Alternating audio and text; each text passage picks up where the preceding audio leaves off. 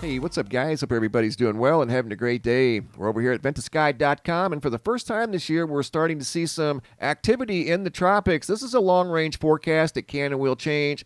I've looked at several computer models, and they're all suggesting some sort of a large system around the 4th or 5th of September out here in the Gulf of Mexico, maybe somewhere here in the northern Caribbean. You can see a smaller system forecasted over here in the Atlantic Ocean as conditions are starting to get a little more favorable for the formation of hurricanes out here in the Atlantic Ocean. We may go the entire month of August without a named storm out here in the Atlantic Ocean, and that would only be the third time in recorded history that's ever happened since we've been following and recording hurricanes. But look for a fairly large storm. That's a 27.7 central low. That's around a Category 3, maybe a Category 2 storm sometime in the first week of September, around September 4th. So I'll keep you guys updated, but right now it's way too early to tell as this is a long-range forecast. It can and will change. But looking at the current weather conditions, you can see there's still monsoon activity out here in the desert Southwest, and down here in Mexico, it's raining very hard right now in western Mexico. And we've had an active monsoon season down here, and it's gone over into Southern California, where the flooding got so bad here a couple of days ago, a large section of the I-10 freeway that runs between Los Angeles and Phoenix got washed out due to the heavy monsoon rains. You can see a couple of photos here of the freeway. This would be the eastbound lane that goes to Phoenix. Over here is the westbound lane that goes towards California. This one here heads towards Phoenix, and you can see it's just completely washed out from the very heavy monsoon rain. And once again, this area is out here in the desert between Los Angeles and Phoenix, actually a little closer to Los Angeles than it is to Phoenix. And that's going to take a little while to get repaired. Once again, washed out by the very active monsoons that we've seen this year. And speaking of active, today's been a very active day for solar flare activity. There was a large M-class solar flare, an M7, that was partially Earth-directed, and there was another M-class solar flare over here off the southwestern limb of the sun, both occurring today at around the same time, and the ionosphere detected a shock wave from the first solar flare that sent out a CME, and I'll show you guys the CME. In fact, right here's the CME that came off of the southwestern limb of the sun. This was from the first M-class solar flare, an M1, then there was an M7, and this area here, I'll show you guys the Earth-facing side of the sun. This area down here is the area that's primed for very strong M-class solar flares and possibly an X-flare. This active region here is turning away from the Earth. This active region here is turning towards the Earth, and it's growing exponentially. In fact, that's the location of the very strong M7 solar flare that occurred today, August 26th of 2022. You're going to see some activity over here. That produced the large CME that you saw at the Soho Lasco C2. Over here, there wasn't a CME, or at least it hasn't shown up yet. There should be, it just hadn't updated at the time I was doing this video. But that was a large solar flare at 12:16 Universal Time, and the ionosphere just happened to be reacting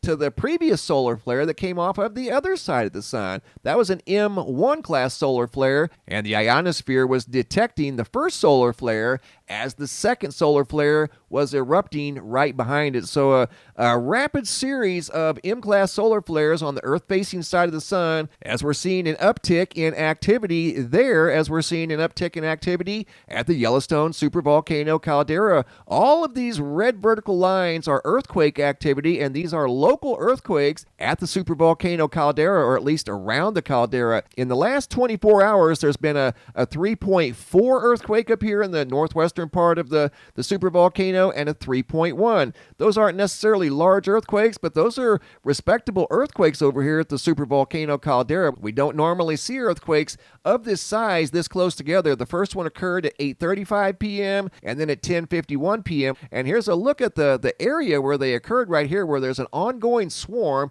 You can see all the earthquakes there stacked on top of each other. And once again, this ongoing swarm is just a few miles away from that historic large earthquake that occurred back in 1959. Here's Yellowstone Lake. You can see some earthquake activity down here in the last 30 days, but at least today it's relatively quiet with the exception of the swarm activity that's being detected over here on most of the seismographs. You can see all these red vertical lines. Those are all earthquake signatures, and the majority of those appear to be local earthquakes, more than likely from that ongoing swarm up near Hebgen Lake. I want to take you guys now over to the SOHO LASCO C2 instrument. This is the first solar flare that the ionosphere detected almost instantly within just a few minutes right there off the southwestern limb of the sun. And this large solar flare right there could be partially Earth-directed. We'll have to wait and see. We'll come back and check in on that tomorrow. Coming over here to the homepage of the website, today's feature photo was taken by Brian from Valentine,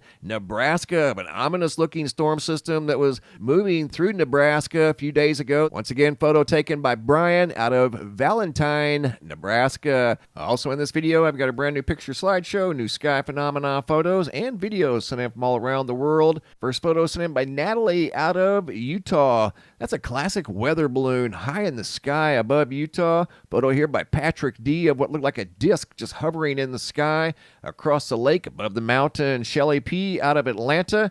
Looked like a couple of dark streaks up in the sky that caught her attention. Carolyn E out of Renton, Washington. Big jumbo halo in the sky. Thomas K out of Tucson, Arizona. Low to the ground, classic mammatus clouds. Carlos out of Puerto Rico. Spectacular either sunrise or sunset. Beautiful sunbeams. William S of some big jumbo orange clouds occupying the entire horizon.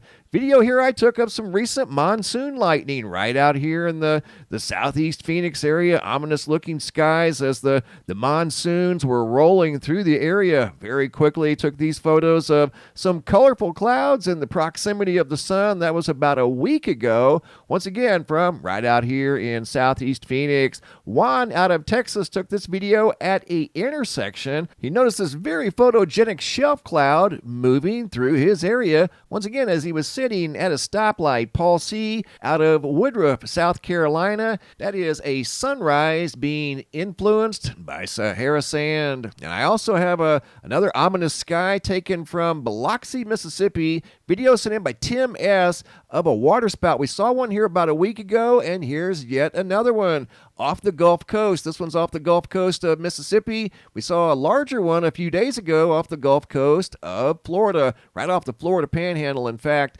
this one's a more narrow, longer rope that's going up into the sky. Looks like a long piece of spaghetti out there off the Gulf of Mexico. That is a classic waterspout, once again, off the coast of Biloxi, sent in by Tim S. Great job, guys. Keep the photos and videos coming. If you have any photos you'd like to share, you can send those to reports at MrMBB333.com. If you have any large videos you'd like to share and they won't attach to the email for whatever reason, you can come over here to the homepage of the website, click on this red tab, and basically drag and drop your video into this red tab. Please include your first name, location, and the date. Thanks for watching. Have a super day, and be safe out there.